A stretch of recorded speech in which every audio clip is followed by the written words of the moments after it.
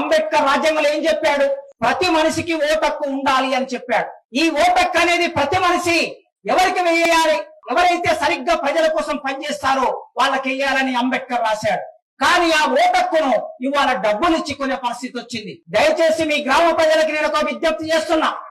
4 పెద్ద మనుషుల విగ్రహాలు ఇక్కడ పెట్టుకున్నారు మీరు. ఆ పెద్దవాళ్ళు చెప్పినటువంటి చేసిన పోరాటం, ఆ పోరాటం మీద మీకు గౌరవం ఉంది గనక ఆ గౌరవం మీకు ఉండాలంటే రేపటి నాడు ఏ రాజకీయ నాయకుడు మీ దగ్గరకు వచ్చి డబ్బులు ఇస్తామంటే మీరు ఓట్లేయకండి. మా ఊరిలో సమస్యలు పరిష్కరిస్తేనే ఓట్లేస్తామని చెప్పండి. అడగండి మీరు.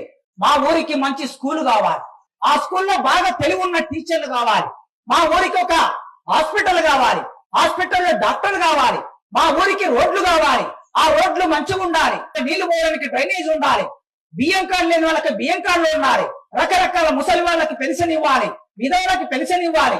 అట్లాంటి డిమాండ్లు మీరు పెట్టండి.